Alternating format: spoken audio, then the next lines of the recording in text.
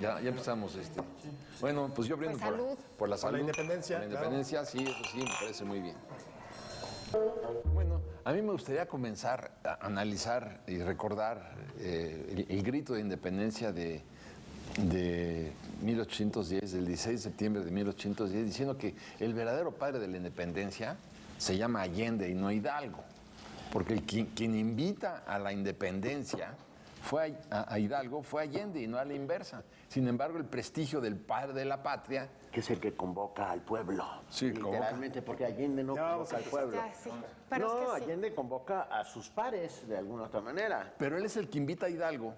Y cuando están reunidos en Dolores, un poco se raja Allende, porque dice Allende, ya nos descubrieron, y el que da el paso al frente es Hidalgo, el invitado. Yo prefiero a un Hidalgo que a un padre rajón.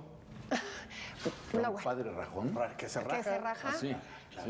Estaba muy preocupado porque los habían descubierto y estaba muy desorganizado, y para sus estándares, los estándares de Allende, no podía aventarse así.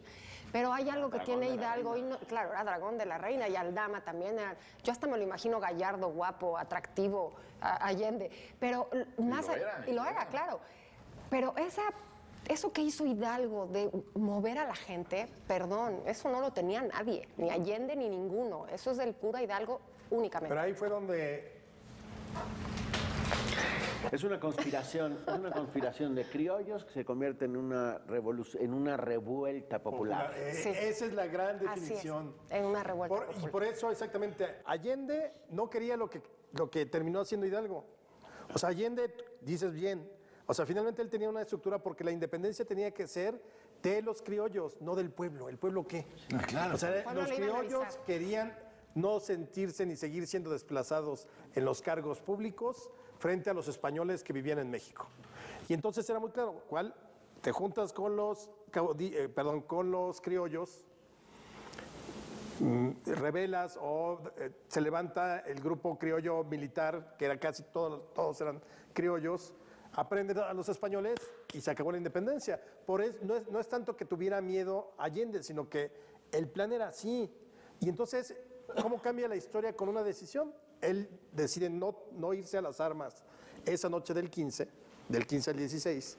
Y entonces, como bien lo dijiste al principio, Paco, Hidalgo dice, no, es hora de ir a coger gachupines, pero como él no tenía ni ejército, ni dragones de la reina, ni dragones del rey, ni nada, dice, pues, ¿con qué árbol la revolución? El pueblo.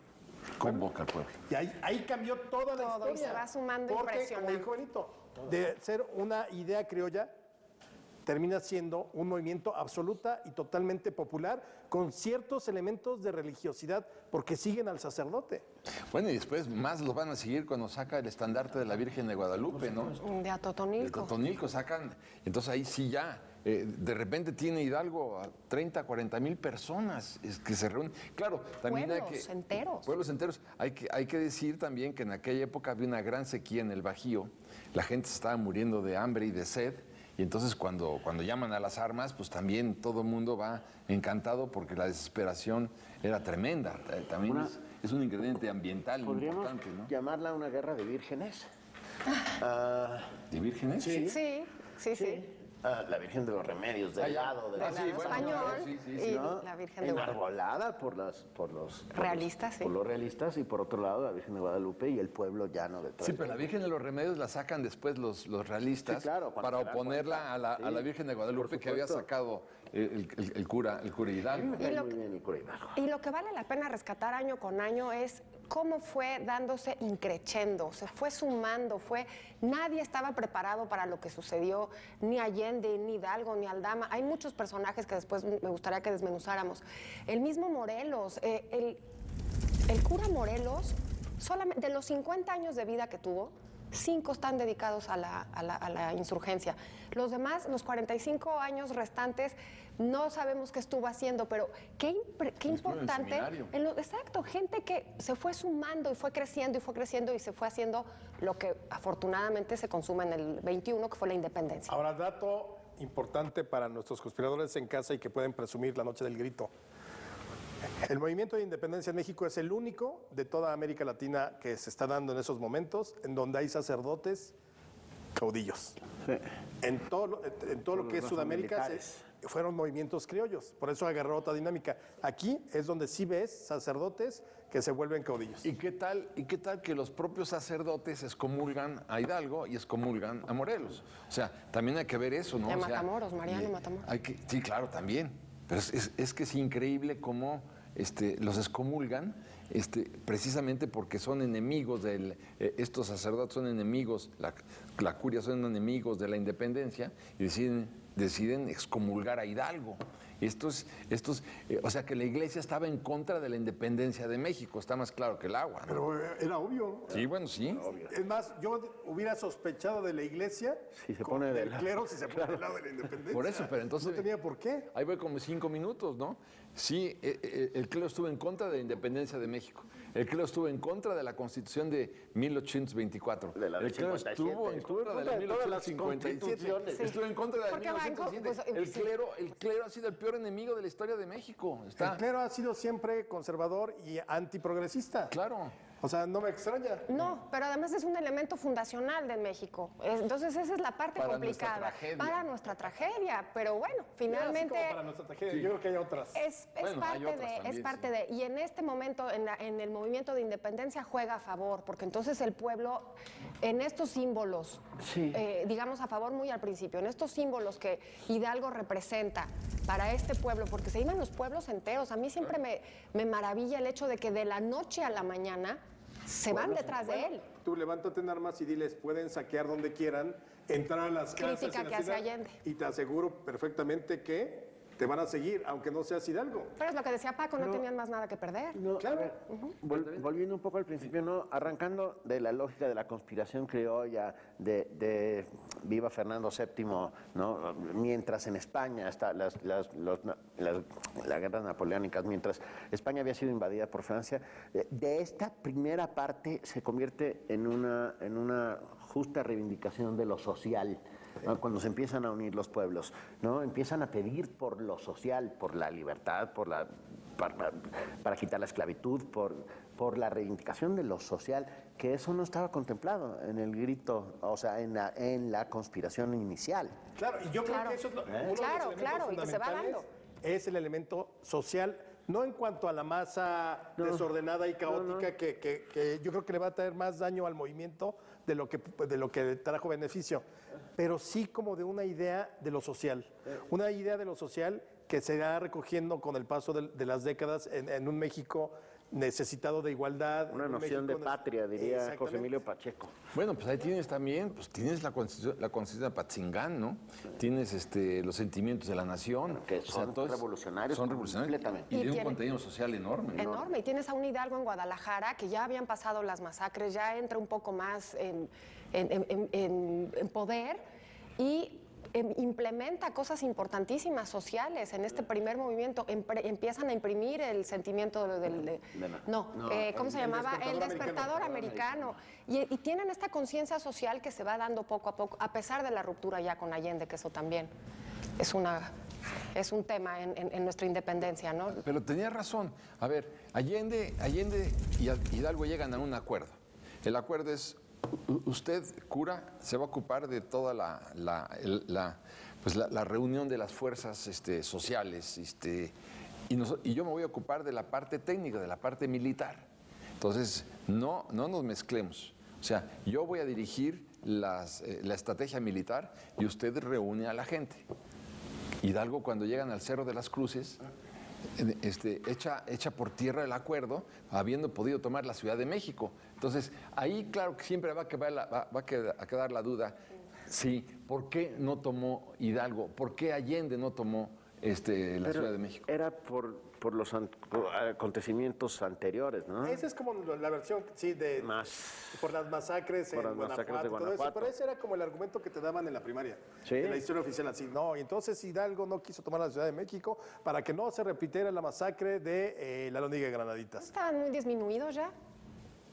Yo creo que, digo, la verdad nunca lo vamos a saber, es increíble. Para mí ese es el primer penalti fallado en la historia de México. La tenías toda para meterla y ganar, y la dejaste ir solo frente Yo al creo que le portero, tenía, la dejaste ir. le Ya se tenía estaban mucho miedo yendo. a Callejas. Ya se estaban yendo. No, Calleja estaba lejos. Pero Ibas a- tenía mucho miedo de que, o sea, estaban disminuidos, o sea, no acá- venían. No, estaban acá en los cuernos de la luna porque acababan de ganar. Acá la cámara, acá estaban. Estaban. Ok, en los de cuernos, acuerdo. Acababan de ganar la batalla del Monte de las Cruces. O sea, en ese momento Hidalgo era Dios. Tenían todo para hacerlo. Tanto así que la indignación de los capitanes criollos insurgentes fue total y absolutamente de rechazar y reprobar a Hidalgo porque se les había escapado la oportunidad. Pero ese fue uno de los grandes rencores de Allende y por eso luego arresta a Hidalgo. Además, después de Guadalajara. Pero en ese momento es donde el rencor de Allende es tremendo porque dice, yo era el encargado de la logística militar y usted me traicionó. Es que exactamente. O sea, el brazo armado tenía que ser Allende. ¿Por qué? Porque como lo dijimos al principio, era un movimiento criollo. O sea, realmente que la gente se sumara era más bien como que aceptara que iba a haber un movimiento de independencia. Pero no se estaba pensando en un ejército de 100,000 sombrerudos, con un machete, con un asadón, con un... Pero aquí hay con una onda. aquí hay una cosa que yo quiero decir con respecto a Hidalgo. Sí habían ganado la batalla. Estaban disminuidos en relación al cansancio. Tampoco es que la Ciudad de México mostró ánimos de unírseles.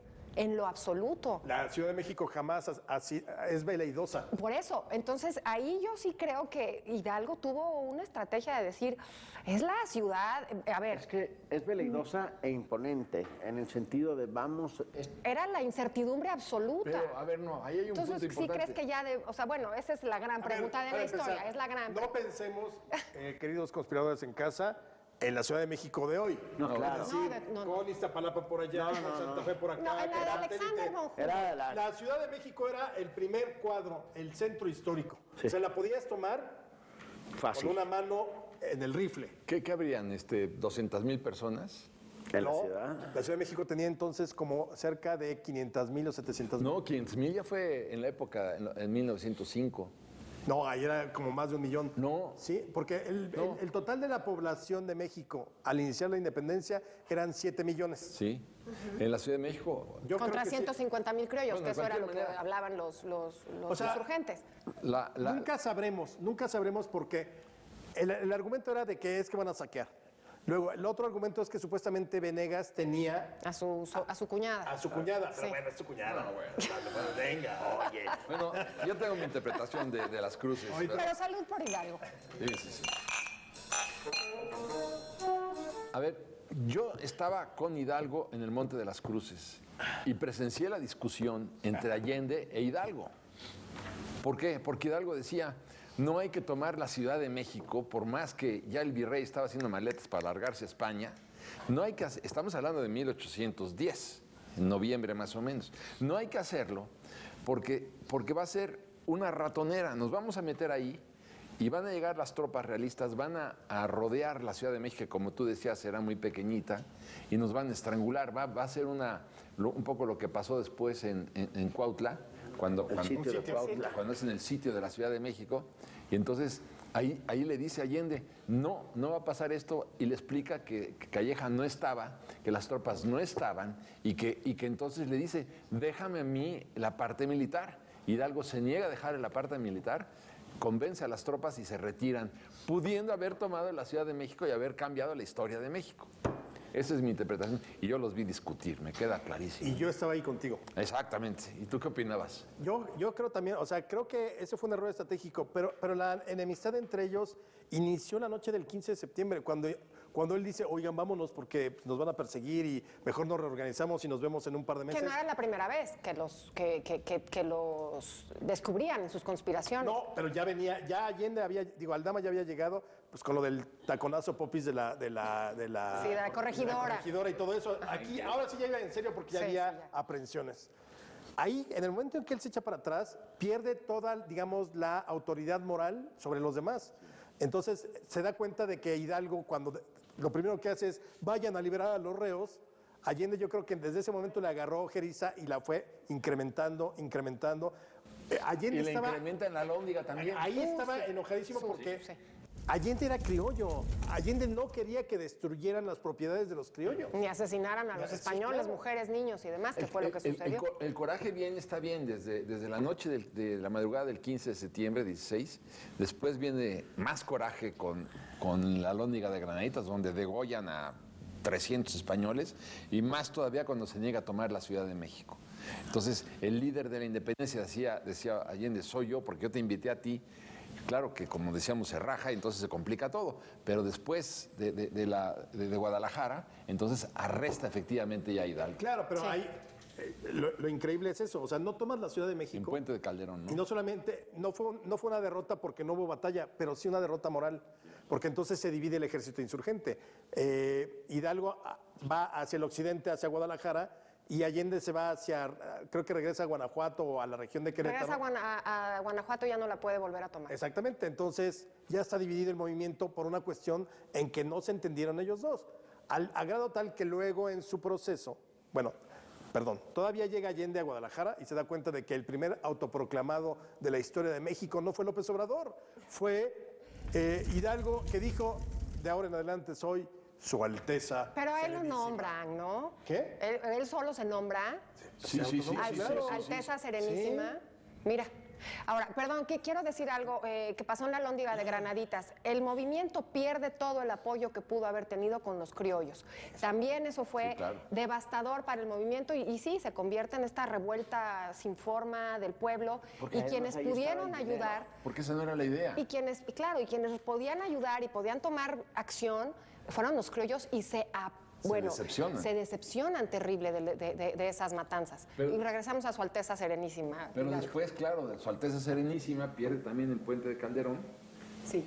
una derrota escandalosa, y es cuando ya llega Allende, lo arresta, lo esposa a Hidalgo, porque también es importante decirlo, y se lo lleva preso ya rumbo al norte. En Pabellón lo despoja del mando, en la hacienda de Pabellón, en Aguascalientes, después de la derrota de Puente de Calderón. Sí, pero Allende ahí también muy astuto porque que no se supiera, porque obviamente este imán de masas era Hidalgo.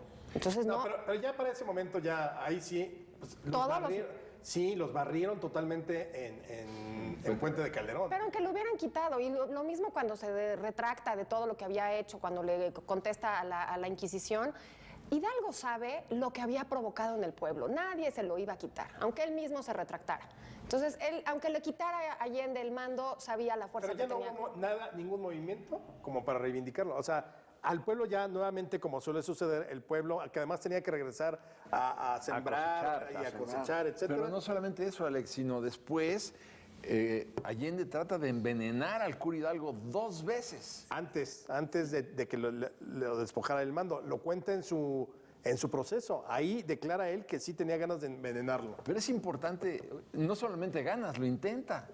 Y no venena, y no funciona, no se toma el veneno. Entonces, en dos ocasiones hay que ver a dónde había llegado las diferencias entre los líderes de la independencia, que uno quería envenenar al otro, ¿no? Pero nuevamente hay que pensar otra vez en que hay que pensar.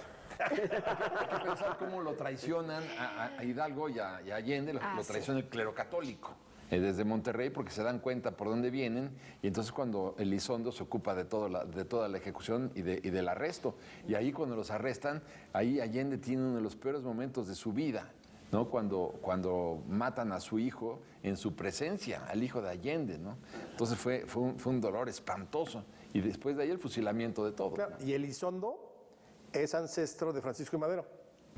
Ignacio Elizondo. Sí, casi tengo la certeza porque el abuelo de Madero, Evaristo Madero, era Elizondo. Entonces creo que Evaristo ¿Tío era abuelo? nieto o tío. Sí, no, creo que no era línea recta, pero era de los Elizondo de la línea de los Que les habían- tienden una celada y les dice, aquí va a haber víveres, aquí hay parque, vengan, los voy a llevar. Y lo único que sucede es lo que conocemos, que los apresan y muere Indalecio en los brazos de Allende. Dale, sí, pero luego hay que recordar cómo al cura Hidalgo le ponen ácido en las palmas de las manos por haber tenido en sus palmas los santos sacramentos de los cuales era indigno. Le ponen ácido y se lo raspan, le raspan las palmas de las manos con cepillos de acero. Pero ya estás hablando de Chihuahua. Sí, Ya, estoy de hablando en juicio. Chihuahua, sí, ya cuando está arrestado en Chihuahua, efectivamente, él iba rumbo al norte y bueno, y también le queman la tonsura, o sea, era de una Salvajismo. crueldad, de un salvajismo espantoso de sus propios colegas del clero. Bueno, no me puede extrañar en nada de esto si, bueno, finalmente todos son hijos de la Inquisición, ¿no? Entonces me queda. Y que como no podían fusilar a un cura, tenían que hacerle un juicio donde lo degradan, un juicio que podríamos decir balín. Un juicio eclesiástico. Un juicio eclesiástico. ¿Por qué balín? Porque Abad y Queipo no tenía la jurisdicción para que lo excomulgara. Ah, no, Balín fue la excomunión. El juicio tenía que hacerlo. Claro, el juicio tenían sí. que hacerlo. Lo que fue la excomunión, ¿no? Finalmente muere en paz con sus Sí, creencias. exactamente, que esa es otra. Es que se fueron al infierno, no. Después de haber confesado lo que querían confesar, los perdonaron, comulgaron a Hidalgo y murió, digamos, en estado de gracia o de perdón, o no sé cómo se llama, de amnistía, como quieras llamarle. Y luego, bueno, con una gran piedad, ¿no? Apostólica y romana, les cortan la cabeza y la cuelgan en la lóndiga de Pero ya Granaditas. estaban muertos. Pues, ya no les dolió. Sí. Pero bueno, Escarmiento. hay que recordar cómo las cabezas de los cuatro estuvieron de 1811 a 1821. 10 años las cabezas colgadas para que a nadie se le ocurriera andar jugando a la independencia, niños, porque miren lo que les va a pasar. O sea, ahí estaban los cráneos en la alhóndiga 10 años. Ahora, solo porque sabemos el resultado de todo el proceso de independencia. Pero evidentemente todo lo que le hicieron a ellos era conforme a la ley. De Las la leyes corona española. vigentes, sí. Claro. Sí, sí. O sea, ellos eran unos forajidos, Bandoleros. comevacas, Rebeldes, insurgentes. Estaban poniendo en riesgo la integridad del statu quo español, del reino, de la Nueva España y todo. O sea, hoy lo vemos de una manera distinta porque son nuestros padres fundadores. Pero en su momento, si hubiera perdido el movimiento de independencia, hubieran pasado a la historia como, sí, un grupo rebelde que trataba de independizarse, pero que al final fueron tratados como forajidos. Y luego viene la gran paradoja. ¿Quiénes son los padres de la independencia de México? De alguna manera también el clero católico. Porque Matías de Monteagudo, que es la autoridad eclesiástica por definición, ya en 1821, nombra a Iturbide para que negocie con Guerrero, en la sierra de Guerrero, pues para que finalmente se logre la independencia de México. Entonces, todo aquello que combatió el clero católico asesinando y fusilando a Morelos y a Matamoros y a Hidalgo, después dice, no, finalmente viva la paz. Y entonces, ¿quién consuma finalmente? El clero católico lo consuma precisamente para cuidar su patrimonio. Por eso dice Iturbide, la guerra de independencia de México se llevó a cabo para cuidar el patrimonio del clero católico. Esa fue la... Tras 11 años. Sí, bueno, claro. Y una segunda etapa bien importante también. Pero primero se oponen a la independencia y luego ellos son los mismos que quieren la independencia, nada más que habían fusilado a Hidalgo. Porque cambian las circunstancias. Evidentemente, la parte de Hidalgo es muy efímera. O sea, estamos hablando de septiembre 6 meses a del movimiento. julio del siguiente año. Para el 30 de julio de 1811, Hidalgo estaba muerto y sus compañeros un mes antes. Es otra dinámica totalmente, la segunda parte del movimiento, que es la de Morelos, totalmente distinta. Que además era un cura, que él sí aceptaba que lo mandaran a Tierra Caliente. Digamos que Hidalgo había cosas que no aceptaba como cura. No, verdaderamente Morelos estaba convencido de la vocación que tenía. Y era un estratega. Tenía una convicción social. Tenía una convicción No convicción social. religiosa, porque resulta que él le entra Social. el llamado de Dios como a los 22 años cuando se entera A los 30, que un sí. familiar suyo había dejado una capellanía. ¿Qué era una capellanía? Pues digamos que era un... Modus vivendi. Sí, era un ahorro importante. Era un modus vivendi. Un ahorro importante que algún pariente había dejado para quien, cualquiera de la familia, se dedicara al sacerdocio. Entonces Morelos dice, me llegó la vocación religiosa, me meto a ser sacerdote. Bueno, tenía más conciencia social. Y ahorita hablaremos de Morelos. No, que ya no hablaremos. Ya no hablaremos de Ya Morelos. no, pero entonces yo creo que ya somos independientes ahora sí. No. Bueno, pues podemos averiguarlo en el próximo programa. Me parece muy bien. Salud. Queridos conspiradores en casa, ¿Qué creen? conspiradora, ¿qué creen? ¿Qué creen otra vez? Que no acabamos la independencia. Y es un tema inagotable. Y además, como es el mes de la independencia, pues no hay manera de que no abordemos el tema hasta agotarlo. Bueno, y si la independencia se llevó 11 años, que no le podemos dedicar Dos programas, claro. otro programa. Sí, me parece. De acuerdo. Me parece muy bien. Porque ni siquiera nos dio tiempo de analizar la gestión del cura Morelos, ¿verdad? Morelos, que es un gran personaje, es un gran estratega, eso es lo que todo el mundo conocemos, pero fue un hombre que trabajó 10 largos años en una hacienda de administrador y de ahí viene toda su forma, esta facilidad de administrar las cosas y fue muy administrado en la revolución. No, y bueno, y hay que hablar de eso, pero también de esos 5 años en un impasse terrible donde nada para nadie, donde llega un idealista trágico, creo que Vamos, Mona, no, Mina, y alguna vamos cosa a así, analizarlo. que no hizo absolutamente nada y luego se pusieron de acuerdo a través del clero y otras cosas. Me ofende. Sí, me doy cuenta, Benito, pero es que sí fue un impasse de 5 años. 5 años. Del asesinato, fíjate, desde el fusilamiento de Hidalgo, 5 años. Y luego del fusilamiento de Morelos, otros 5 años. Entonces, bueno, en fin, yo creo que la independencia es un súper tema. Sí, salud por todos esos hombres. Hablemos de Salud. En realidad, bueno, cuando fusilan a Hidalgo y cuando fusilan a Allende, bueno, se queda descabezado el movimiento, ¿no? Literalmente descabezado. Sí. Pero bueno, Morelos hace un papel muy importante porque él retoma el movimiento, pero tenía una mentalidad de estadista, una mentalidad política completamente distinta de la de Hidalgo. ¿Por qué? Porque a Hidalgo nunca se le ocurrió hacer una constitución, pero Morelos sí. Y Morelos hace de los sentimientos de la nación antes. O sea, él tenía otra concepción del Estado. Y en vez de ser su Alteza Serenísima, era el siervo de la patria. El cierre de la nación. De la nación. También así como medio mamila.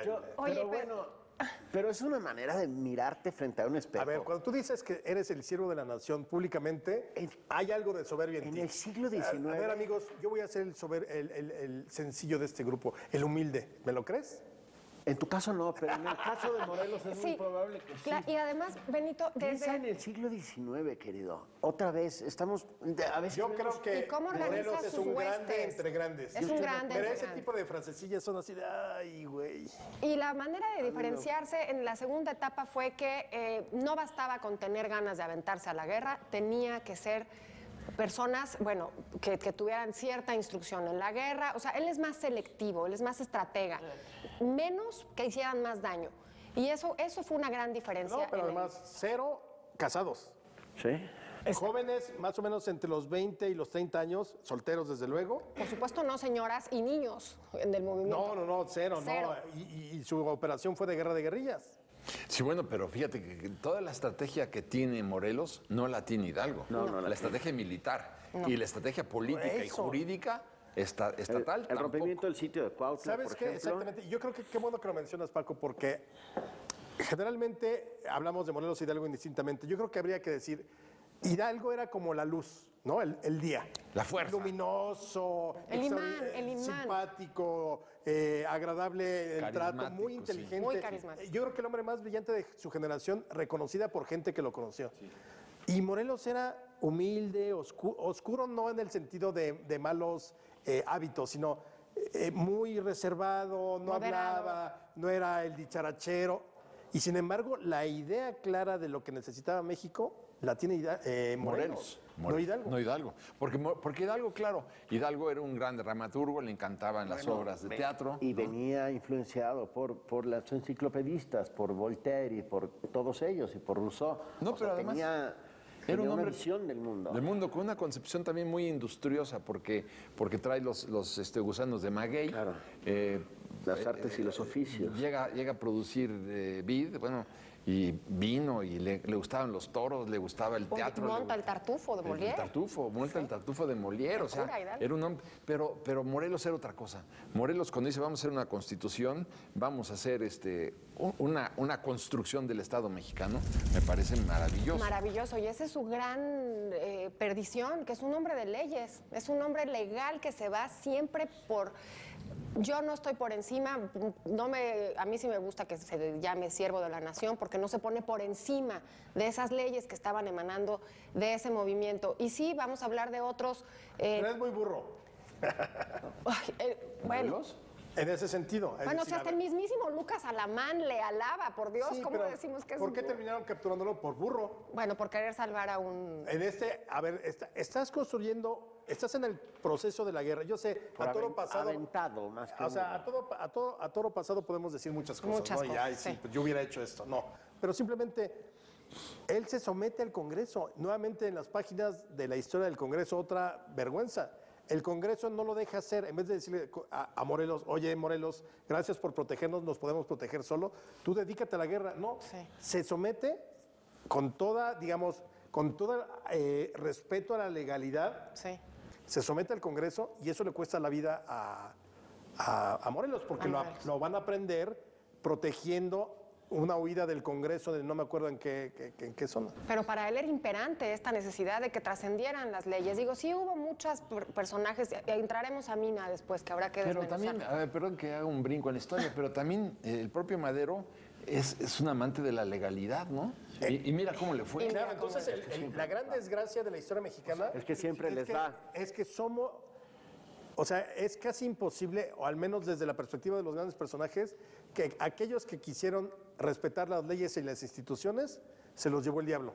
O sea, ¿le entras por las malas o las sí, malas? Los que le supieron dar la vuelta, modificar las instituciones a su antojo, Mañoso y todo. Cambiar la Constitución para reelegirte.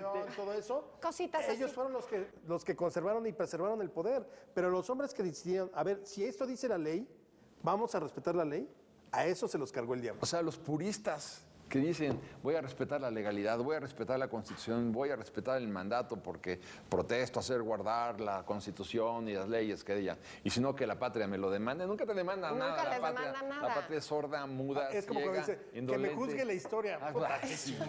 sí, claro, sí, qué fácil, ¿no? No, y al final, ya cuando ya ve todo perdido, bueno, una de sus grandes hazañas fue el sitio de Cuautla, claro, que romper el sitio. demonia a Calleja por sobre todas las cosas y se le vuelve una obsesión hasta que finalmente lo captura, lo degrada, lo humilla, porque el juicio que se le hace a Morelos es Martirio. ¿No? es un martirio y la verdad yo me pregunto cuántos de nosotros no flaquearíamos. Yo no creo que valga la, o sea, que la gente que lo tacha de traidor por haber, para nada, por supuesto que no. Realmente fue victimizado y él sí en el fondo de su persona quería estar en paz con sus ideas. Y a mí quería me estar- parece que eso lo hace más grande. Exacto. Con Porque su- con finalmente sus- es un ser humano y Sí. claro, vas a Flaqueó. claro que le temes a la tortura y claro que le temes Claro. al dolor. Ya que vas a quemarte en Por los eso, infiernos. por eso a mí hablar de héroes no me gusta porque si hubieras sometido a tortura al hombre de hierro, pues jamás le ibas a hacer nada. Sí. Para mí son grandes personajes humanos, Claro. porque se atrevieron a romper Exacto. en su momento lo que nadie más, a dar un paso hacia adelante que nadie más estuvo dispuesto a dar. Y creo que esa es la grandeza y son grandes personajes que están en una altura distinta del común de la sociedad. Y luego la Sin tortura, duda. ¿no? La tortura de lo que decíamos de Morelos, claro, cuando le dicen, lo torturan para que él revele los nombres de sus cómplices, pues uno no se puede imaginar el dolor al que te deben someter estos inquisidores, ¿no? Pero ¿sabes qué? Menos el dolor físico que la simple posibilidad en un México tan religioso como ese de decirte, si no confiesas, te vas a condenar, o sea, te vas Te a vamos a pudrir en el excomulgar. infierno. Igual si a mí me dicen ahorita, ya tengo mi lugar, yo soy VIP. Sí, sí. Pero imagínate en ese momento, te A un cura. enfrentas al vacío de la muerte sin estando lejos de tus creencias. Y lo llevan Eso al debe ser una Tribunal cosa de la Santa verdaderamente Inquisición. horrible para él. Horrible. Para él fue determinante. Para terminar sus días así, él no lo podía permitir. Pero aún así no confiesa los nombres, hasta donde yo sé, en la obra del Leñero. Martirio de Morelos. El Martirio de Morelos. No, yo no veo, pero claro, es una obra de teatro, pero vamos, sí creo que cuando te están torturando, como hacían los inquisidores, debe ser espantoso y uno debe confesar que Cualquier cosa. lo que sea, ¿verdad? Por supuesto. Digo, entonces yo creo que sí debe ser tremendo. Pero bueno, lo importante es que después viene el fusilamiento de Morelos, lo fusilan con la casaca puesta al revés como los traidores y además sentado y de terrible. espaldas al pelotón de fusilamiento. Una humillación te terrible. disparan por la espalda con la chaqueta puesta al revés y así es como matan a Morelos. Digo, En Ecatepec. En Ecatepec, sí. Pero yo creo que más allá de si el sitio de Cuautla, de si además supo rodearse de unos hombres buenísimos, esa es otra virtud, el líder que sabe rodearse de gente. Y están los Galeana, están los Bravos, está Matamoros, está... ¿Quién es más? Bueno, Vicente Guerrero, sí. Guadalupe Victoria. Nada todos, más, sí. claro. O sea, realmente creo que junto a Juárez, Guerrero, Morelos es el otro que logra sacar lo mejor de una serie de hombres para llevar a cabo lo que él pensaba.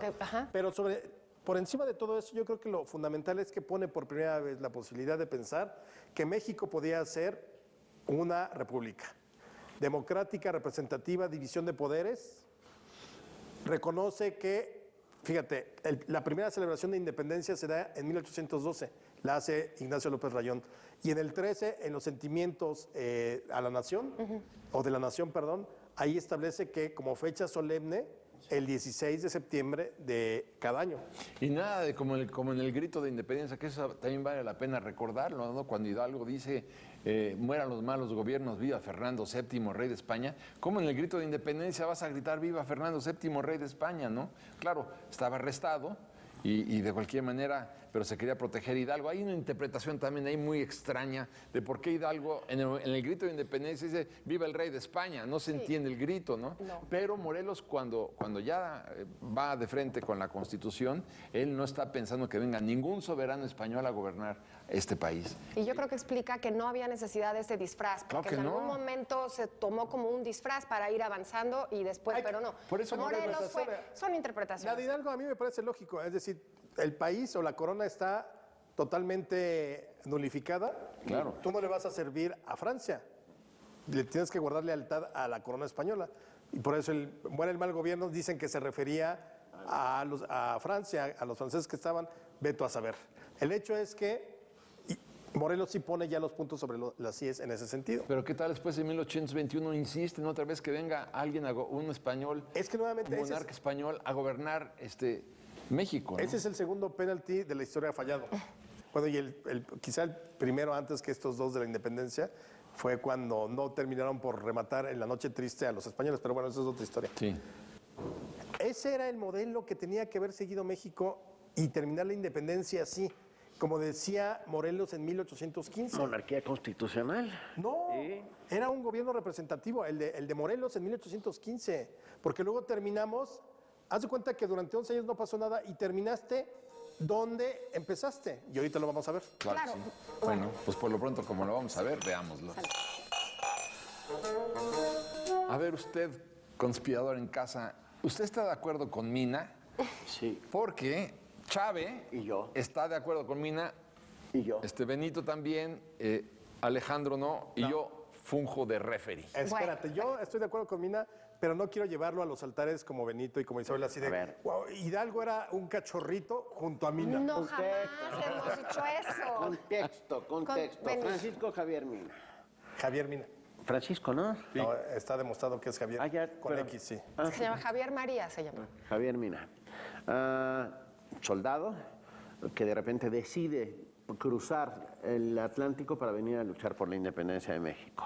A mí me parece heroico. Benito, un idealista trágico. A ver, y estuvo... Vamos a situarnos, vamos a hablar de geopolítica, que esa es la parte que a mí me llama muchísimo la atención, lo que estaba sucediendo en el mundo. Napoleón invade España y de repente surgen algunos españoles, este hombre era de Pamplona, y empiezan con las guerrillas famosísimas, son las primeras en la historia, eficientes, desestabilizan, en fin. 4 años estuvo preso en Bayona, cerca de París. Ahí es como muy de Montecristo, muy dantés. Sí. Empieza a conocer todas estas ideas de la Ilustración, empieza a conocer y que decida salir a una gran desilusión que Fernando VII le da después de todo lo que él ha hecho por esta España que no le paga bien, decide que su destino está en América. Hay que entender al personaje y no nada más llega a América, se va a Haití, se entrevista con Simón Bolívar, va a Estados Unidos, busca recursos. No, muy bien. A mí lo que me gusta es el espíritu que tiene esta persona. Un idealista trágico. Un idealista trágico, único. pero que lo ¿Por qué lleva... trágico? Bueno, finalmente... Todo lo que lo hizo Por un idealismo trágico, que termina, él llega en abril de 1817, el 11 de noviembre, por cierto, mi supermemoria, 11 de noviembre de 1817, lo fusilan. Bueno, no sin No antes cambió, haber perdón, pasado... discúlpeme, no cambió absolutamente nada de ese impasse en el que se encontraba la independencia. Sí, cambia. Es maravilloso, sí, porque luego tuvimos una película donde Pepe Alonso es Francisco Javier No. Mina y Héctor ¿Dónde está Bonilla es Fray el padre de Servando? Teresa de Mier. Fray Creo que le hizo un Servando, favor Teresa de Mier. al devolvernos, eso es lo que le agradecería. Qué bueno que nos trajo de vuelta a Fray Servando. Fue un místico, ¿no? Sí, un idealista, sí, qué lindo. Hay que aplaudir el idealismo, sí, porque si no, entonces muchas causas Bueno, nunca Martín se Luis Guzmán decía que era un héroe de México y de España. Pero sí, No hay sí, que y quitarle qué a bueno los que esté en el héroes. Monumento de la Independencia, me da mucho gusto. Pero así como es que con eso cambió el movimiento. No Bueno, pasó tuvo muy mala suerte, absoluta- tuvo muy mala suerte en sus empresas, Porque eres un idealista. pero sin embargo lo Vienes hizo a y conocer vino. una tierra que no Bueno, tienes ni salud la por los menor que se idea. avientan a hacerlo. Estoy de acuerdo. Eso Y que sí. los mata rapidísimo. No, ahí tiene mucho mérito. Eso lo que estás diciendo tiene mucho mérito, porque el hecho de, bueno, ni siquiera era mexicano, bueno, era español, claro, no se había dado todavía, se había dado la independencia, y haber venido a México, pues sí tiene Claro, sí, pero es romántico. es romántico, sí, Pero bueno, los románticos pero igual hacen la podría, revolución. Bueno, y ahí está. igual podrías encontrarte muchos románticos que tuvieron éxito, ¿no? No. Y este no. Este no Este no, tuvo. Por eso le lamentablemente. digo, son 5 años en donde, bueno, tuvimos 8 meses a Mina o menos, lo fusilan muy bien, qué bueno que trajo de vuelta a Fray Servando, creo que eso es lo más notable, porque Fray Otro Servando gran es personaje. sí, Otro claro, gran, y sí. tiene otra dimensión. Pero a ver. Pero no va a pasar nada en 5 años. Pero entonces entremos de lleno a la consolidación de la independencia, ¿no? Ya no del grito de independencia, ya no el movimiento, sino que cuando en 1820 arrestan a Fernando VII, el Narizotas, ¿no? Lo aceptan y lo arrestan. Y bueno, se vuelve a imponer de nueva cuenta la Constitución de Cádiz de 1812. Bueno, se dan cuenta en el clero español y en el clero romano que viene una política de nacionalización, una política anticlerical, y entonces es cuando Matías Monteagudo, el padre de la independencia, dice, porque es curioso que si nos ponemos a analizar la independencia no solo de México, sino de América Latina, prácticamente todas las independencias se dan al mismo tiempo. ¿Por qué? Con un par de años. Sí, de diferencia. Ah. ¿Pero por qué? Se da porque llega un acuerdo con el clero, con Roma, donde dicen, oye, de que se hunda la Iglesia Católica Española, a que se hunda la Iglesia Católica Española y las colonias de ultramar, no, mejor que se hunda la colonia española, y por eso, de alguna manera, se dan las independencias, pero solamente para preservar los intereses del clero católico. Pero no solamente para eso, o sea, yo creo que finalmente esa es la diferencia entre la realpolitik y los idealistas trágicos. Ustedes dos lo señalo abiertamente. ¿Por qué? Porque al final, y es una desgracia, pero así es la historia. La historia es de realismo político, no es del pensamiento maravilloso de lo que deberíamos ser. ¿Qué pasó? Al final, después de todos 11 años de guerra, de sangre, de cerca de 500,000 muertos en todo el proceso de independencia, al final terminaste en el principio. Y la destrucción de la economía. Además, absoluta. y entonces Todo el tejido. terminaste consumando una independencia como lo habían pensado Allende y Aldama y los criollos. Así es. Porque al final fueron los criollos apoyados por el clero Así es. quienes terminaron. Entonces, esos 11 años, sí, muy bien, se dieron ideas, tuvimos idealistas trágicos que hoy aplaudimos y nos regocijamos hablando de ellos y todo eso, pero al final fracasaron. Al final se consumó la independencia como si hubiera iniciado la guerra de independencia Allende. Eso fue lo que sucedió en realidad. Claro. Sí. Y por eso, bueno, Iturbide es un invento del clero católico. Absolutamente. Iturbide es un invento y por eso Iturbide va a negociar con Guerrero y el abrazo de Catempan es pura mentira, porque el abrazo de Catempan nunca se da, porque tenía mal del Pinto Guerrero y entonces no quiere tocarlo Iturbide, no se vaya a contagiar y luego se le arranca a la Güera Rodríguez, ¿no? Porque también cuenta la Güera Rodríguez en las relaciones amorosas con Iturbide. Bueno, el hecho real es que Cuando se da el desfile de la independencia del Trigarante el 27 de septiembre de 1821, al que va al frente es Iturbide. Y hasta atrás. Y hasta atrás viene Guerrero. Guerrero ni siquiera firma el acta de independencia. No, ningún insurgente original. Ningún insurgente. Tú ves el acta de independencia del 28 y son puros criollos. Criollos, o sea, a ver. Esa es la gran... Y además Yo no sé hay si otro para elemento, hay otro elemento. Somos una colonia que empezamos nuestra independencia peleados con la metrópoli. Eso es una maldición de entrada. Yo también lo creo. Es una maldición Sí, de entrada. en este caso sí. Porque no hay comercio, no hay... es más, Mina, volviendo a mi idealista trágico, decide y explica, a ver, les voy a explicar por qué quiero, porque España se va a beneficiar de que ilustrados nuevos, de que gente nueva, todos estos criollos tengan una relación comercial, política y va a fortalecer a España. Y no fue ni fortaleza para España ni fortaleza para nosotros. Entonces ahí truncamos un destino que pudo haber sido un poco menos difícil. Sí. ¿No? Una relación. No, y te digo, para mí lo doloroso de todo es ese 11 años de economía destruida, un proyecto que quizá era mucho mejor el de Morelos, olvidado. Entonces terminas con un jefe que decide ponerle la paz al país, que además había perseguido a diestra y siniestra a los insurgentes. Así es. Y había dejado rastros de sangre a su paso, que es Iturbide. Sí. Y el otro es Guerrero, que pues ya más bien se mantenía ahí como Dios lo daba a entender, en la sierra, perdido. Iturbide no podía hacer nada sin Guerrero. Creo que el gran mérito de ambos es que finalmente, después de 11 años, pudieron sentarse a decir, ¿sabes qué? Estamos cansados y está cansado la Nueva España. Vamos a tratar de solucionar esto. Creo que ese es un mérito. El hecho de haberse puesto de acuerdo en ese 1821 es un gran mérito. Pero creo que la más indeseable de las independencias que podíamos haber tenido, la tuvimos como sucedió en 1820. Claro, porque ¿dónde está todo el movimiento insurgente? ¿Dónde queda el movimiento insurgente? ¿Dónde queda la Constitución de Apatzingán? ¿Dónde quedan los sentimientos de la nación? ¿Dónde queda todo? Los Bravo muy diluidos. Finalmente, ¿qué es lo que sucedió? Que, bueno, ya no eran los españoles los que estaban gobernando este país, los que estaban haciendo los negocios, ahora eran los criollos. Pero exactamente sobre el mismo contexto. O sea, fue una independencia de alguna manera muy sui generis. Independencia, sí, de la metrópoli. De la metrópoli. Sí, eso sí, una ruptura. Una ruptura, pero aquí en México permanecieron las estructuras. Elige es una forma de gobierno que era la lógica que debías de organizar. Digo, que elegir, que era la monarquía constitucional, no me queda duda de que eso era lo lógico. Pero no tienes experiencia, no está representada la sociedad, sino es ese grupo minúsculo que había sido alejado siempre del poder político. Pero ese es el punto, ¿dónde estuvo el cambio de fondo social? Y se vuelve a repetir Laboral, con Madero. político. No lo hubo. Ese siguió prácticamente el mismo esquema. Social no, pero político y social yo creo que se fue dando paulatino. Y social vendría hasta la mitad del siglo con los Así es, liberales. sí. Pero en términos de que ya no o sea, tú podías producir en México lo que quisieras, ya no había prohibiciones, ya podías negociar con Estados Unidos. Oye, ya no eras súbdito, eres ciudadano. Eso es una gran diferencia en política. Sí, una gran diferencia. Yo creo que sí, yo creo que de cualquier manera es lo que siempre decía, que no la mencionamos, ¿no? A esa gran mujer, la corregidora, ¿no? Que ella lo que decía es que, ¿qué fue lo que finalmente cambió aquí en México?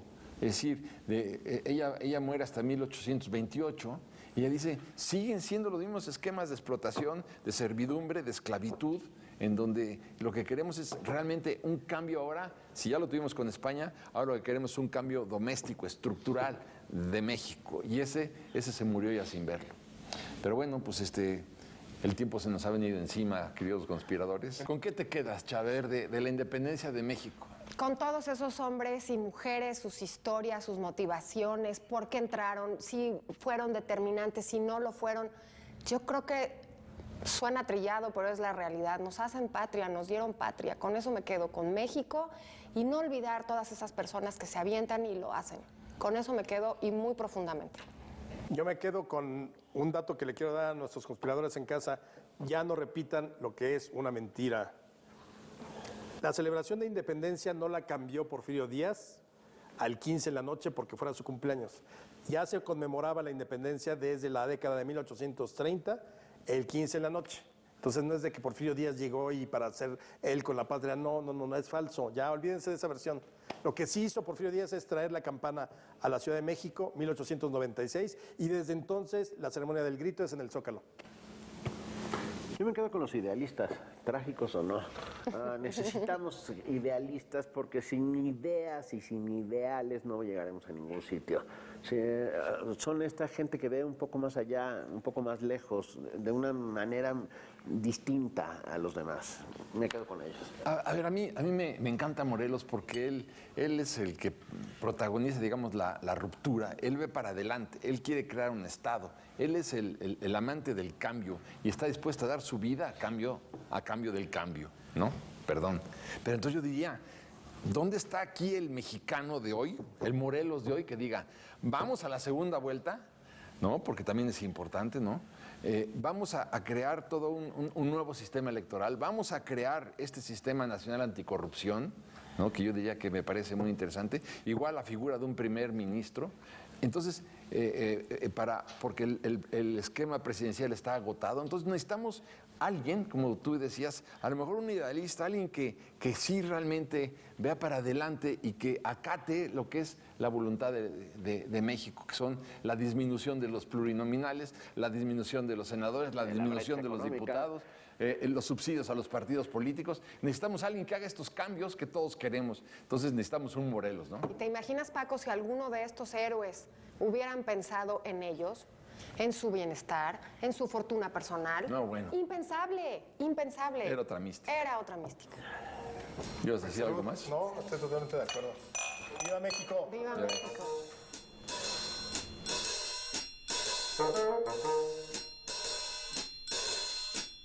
Thank you.